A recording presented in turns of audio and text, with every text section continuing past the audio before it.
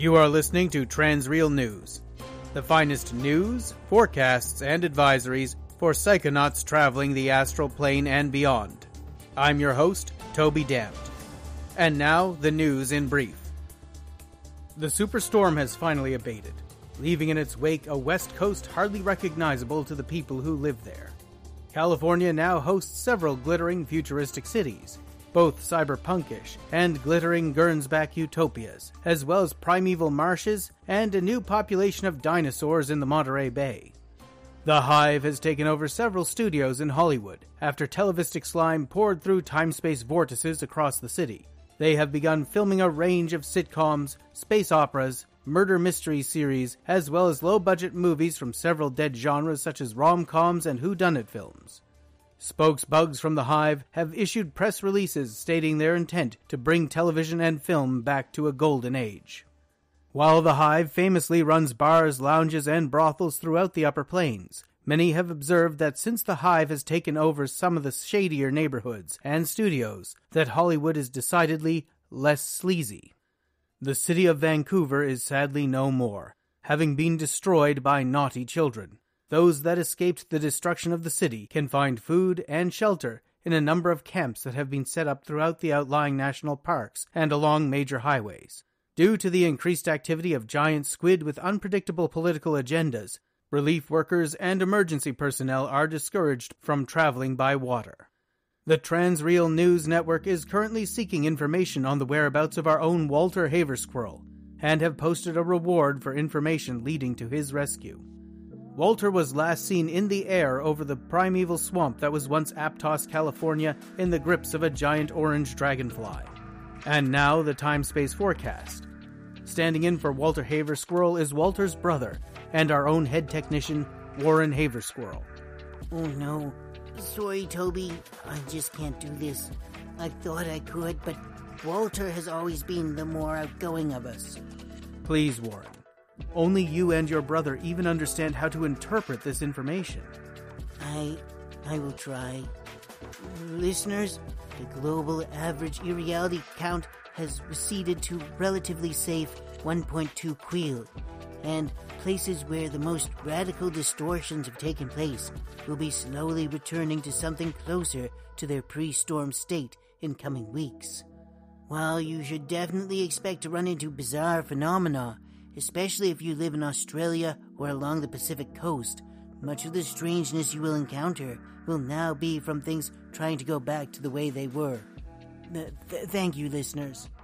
You did great, Warren. Thank you. And now, a commercial message from our partners.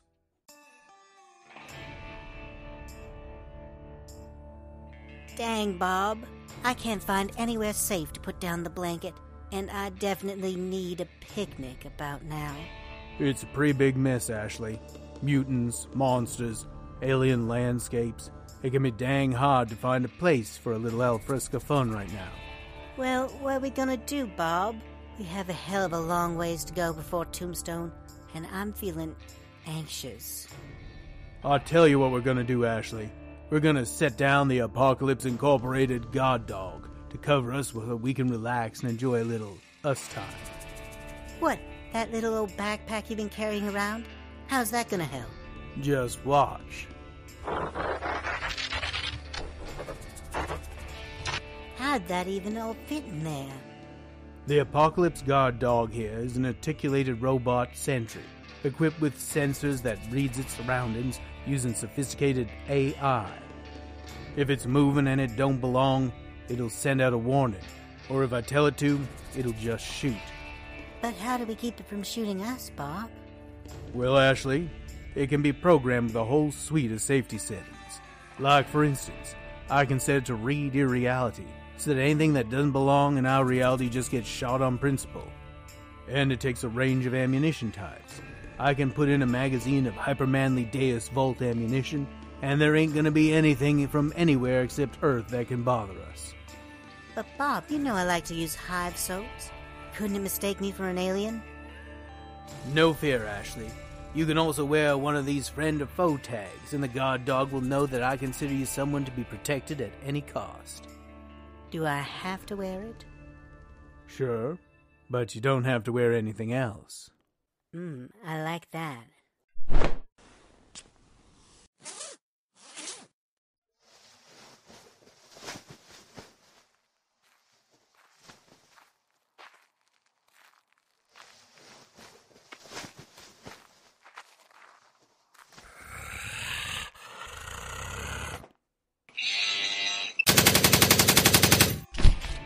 You see, we don't have to worry about a thing with the guard dog covering us.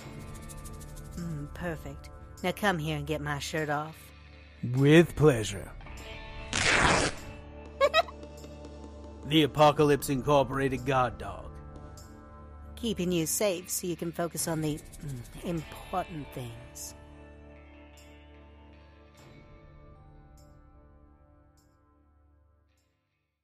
Archon 978 held a press conference to speak on behalf of the authorities regarding the state of areas affected by the superstorm.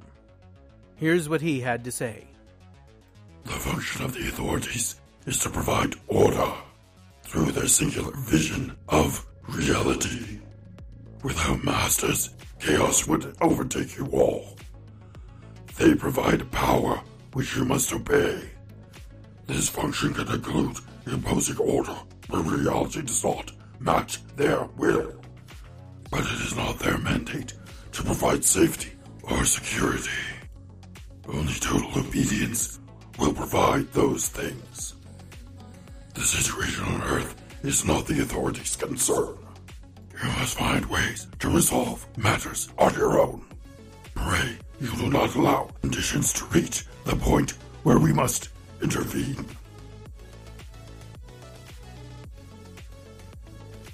In order to get an expert view on the statement from the authorities, our own Yaron Yoren recently tracked down and interviewed influential cosmic anarchist Pharaoh Zantetsuken Jefferson Invictus.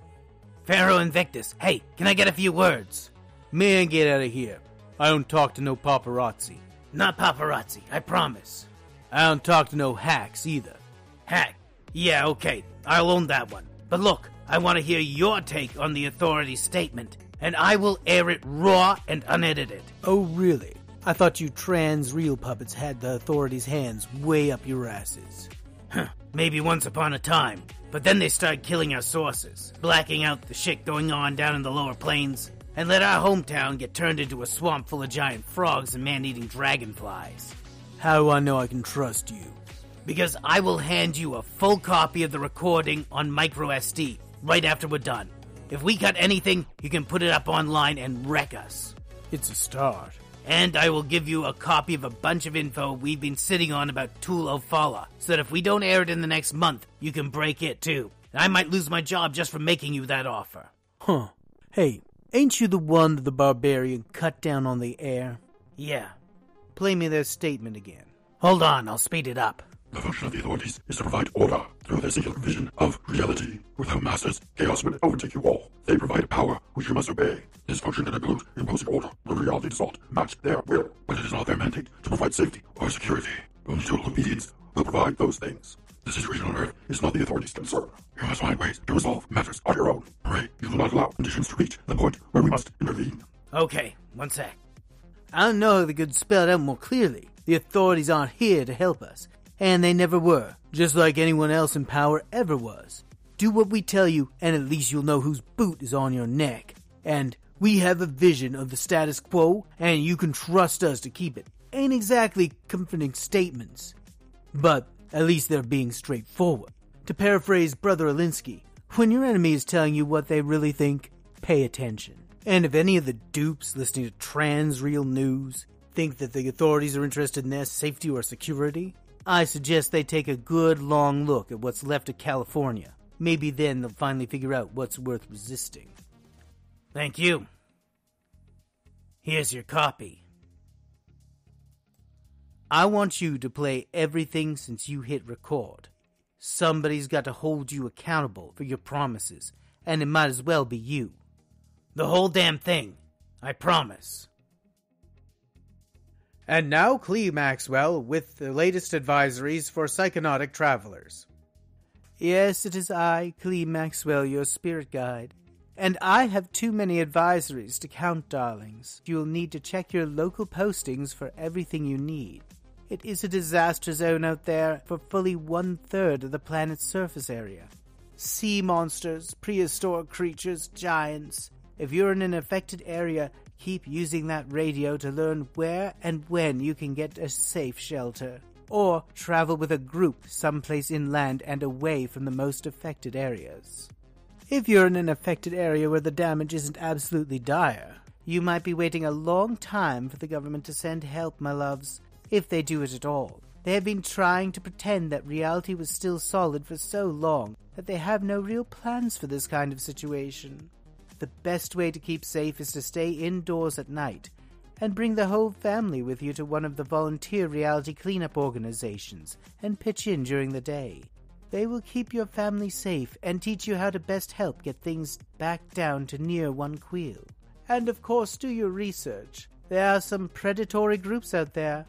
If it feels like a cult, darlings, then steer clear and keep a level head on those shoulders so that you can stay safe. Above all else, my lovelies, we need to be calm and patient. Now is a great time to take up prayer or meditation. Like the old song said, patience and fortitude, darlings. Patience and fortitude. Roll those credits, Toby.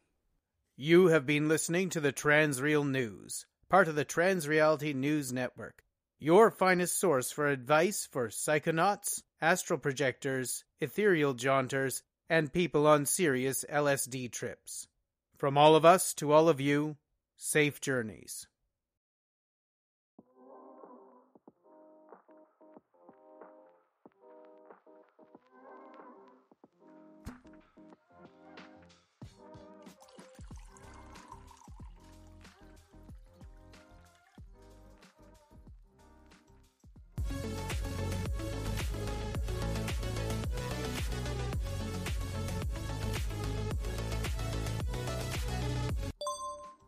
I was just thinking about you, Toby. I hope you aren't too mad at Yaren. I know it was a stunt, but it got us that statement. I'm not actually. It feels good to be accountable like that. Maybe that needs to be our new brand. And how are the sponsors taking it? Well, Jim over at Psionics Today asked me never to mention their upcoming features again. And we lost a bunch of upcoming campaigns from Substrate and Vogonis. But other groups like Hypermanly seem to think it will fit their image. I actually got a call from Dr. Fleischmesser over at Minions Incorporated even before we aired the segment. He said that he knew what was coming. He wants to run another, bigger ad. He's an old friend. I might have mentioned something to him at our game last night. Huh. And how did you fare with the board? I was surprised that they didn't ask for my resignation on the spot. I was sure some of them wanted it. But you're a founding member. Toby, surely they wouldn't sack you. I wouldn't have been surprised. TRNN is a lot bigger than just Transreal News these days. Instead, they're playing some kind of game. They kept talking about the new forecaster that they were going to hire for the show. They said it was someone with a lot more experience than Walter in time-space. Hard to believe. It sounds like they were being very mysterious. They knew they had me over a barrel. Whoever it is, they start Wednesday. I'm just glad it worked out for you, T. Yeah, me too. I'm kicking back with a bottle of wine and some music. If you need a drink, hop on over. But if you do, bring a banishing gree-gree, won't you? I feel like something's been spying on me all day, and I'm rarely wrong. I'll stop by. Good, I'll see you in a bit. I'll leave the porch light on.